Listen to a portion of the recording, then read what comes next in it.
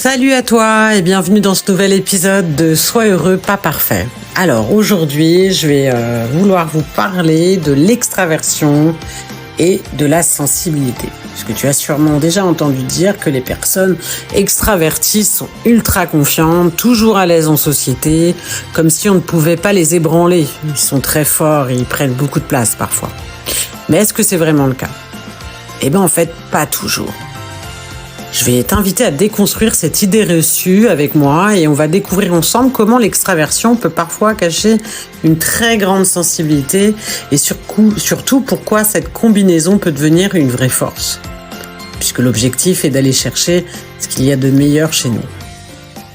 L'extraversion et la confiance en soi, c'est pas toujours synonyme.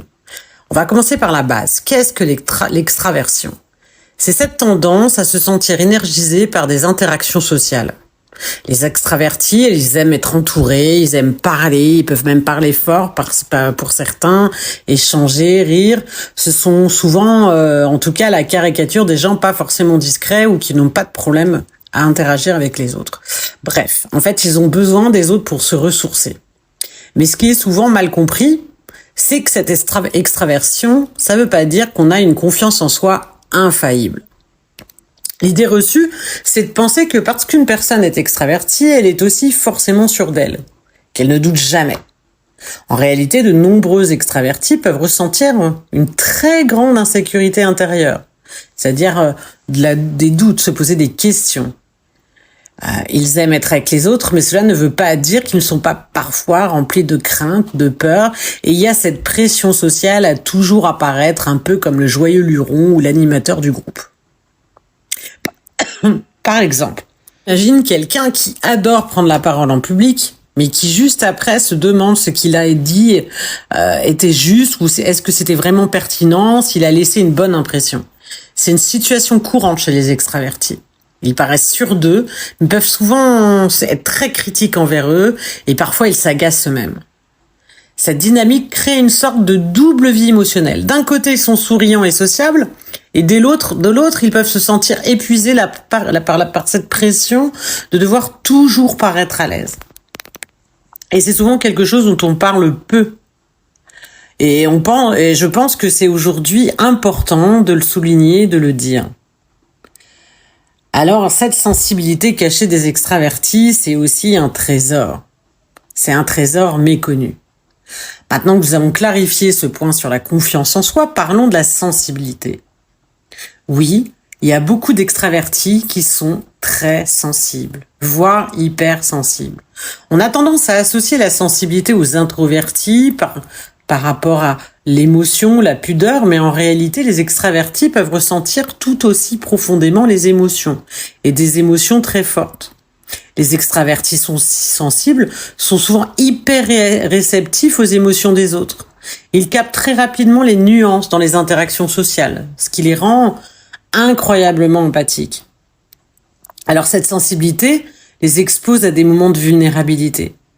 Imagine être capable de ressentir la joie des autres de manière amplifiée, mais également leur tristesse ou leur jugement. Et c'est parfois lourd à porter. Cette sensibilité, combinée à l'extraversion, peut créer des liens authentiques, profonds. Et ils sont souvent ceux qui, dans un groupe, vont chercher à inclure tout le monde, à s'assurer que personne ne se sent exclu. Ils ont cette capacité à détecter quand quelqu'un va pas bien, même quand cette personne ne dit rien. Mais cette grande empathie a un coût émotionnel. Les extravertis sensibles peuvent facilement être submergés par les attentes des autres, par les critiques ou même les non-dits, parce qu'elles se nourrissent de ces interactions sociales. Elles sont donc également plus exposées au jugement extérieur. Alors comment transformer cette sensibilité en force ? Tout commence par l'acceptation. Accepter que cette sensibilité fait partie de qui tu es. Ce n'est pas un fardeau, c'est un cadeau. C'est un super pouvoir qui te permet de te connecter profondément avec les autres. Et il est important de s'accorder des moments pour te ressourcer, loin de l'agitation sociale, pour recharger tes batteries émotionnelles. Alors comment vivre pleinement avec une extraversion sensible ? Eh bien, on va passer à la pratique. Si tu es extraverti et sensible, comment peux-tu apprendre à équilibrer ces deux aspects de ta personnalité pour vivre pleinement et vivre sereinement? Déjà, premièrement, il faut accepter cette sensibilité. C'est vraiment de faire la paix avec toi et avec cette sensibilité, d'arrêter de te dire que tu es trop sensible. Tu n'es pas trop, tu es toi. Chaque émotion que tu ressens est là pour une raison. Elle te donne des informations précieuses sur toi et précieuses sur ton environnement. Ensuite, deuxièmement, il faut créer des moments de pause.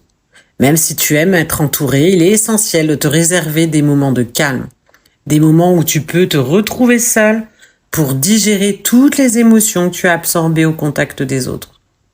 Ça peut être un moment de méditation, une marche en pleine nature ou simplement un instant pour toi, avec un bon livre par exemple, ou simplement de la musique douce.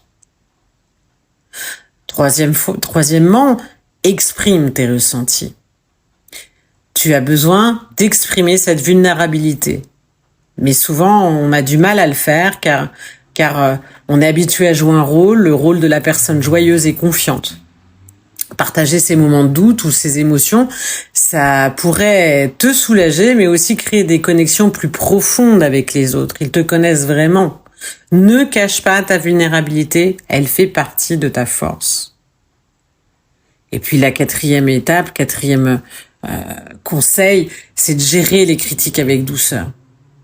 Comme tu es sensible, les critiques peuvent te blesser beaucoup plus facilement. Alors apprends à les accueillir avec bienveillance. Toutes les critiques ne sont pas justes ou constructives et il est important de ne pas laisser les jugements des autres de te définir. Ça appartient. La critique appartient à celui qui le dit. Tu n'es pas obligé de prendre tout ce qu'on te dit. Voilà, pour résumer, être extraverti et sensible, c'est une combinaison puissante. C'est une invitation à vivre avec intensité, à ressentir profondément, à connecter sincèrement avec les autres. Alors si tu te reconnais dans cette description, je t'encourage vraiment à célébrer cette sensibilité en toi, à l'accepter pleinement, car c'est un atout qui va t'apporter beaucoup de joie et te permettre de créer des relations authentiques. Et bien sûr, il faut mettre des rondeurs sur les excès de cette sensibilité parfois. Merci d'avoir écouté cet épisode. Et si ça t'a parlé, n'hésite pas à le partager avec quelqu'un qui pourrait être dans ce cas. Je serais ravie d'échanger avec toi sur ce sujet. Donc n'hésite pas à me laisser un commentaire ou un message. À très bientôt pour un nouvel épisode. Et souviens-toi, sois heureux, pas parfait.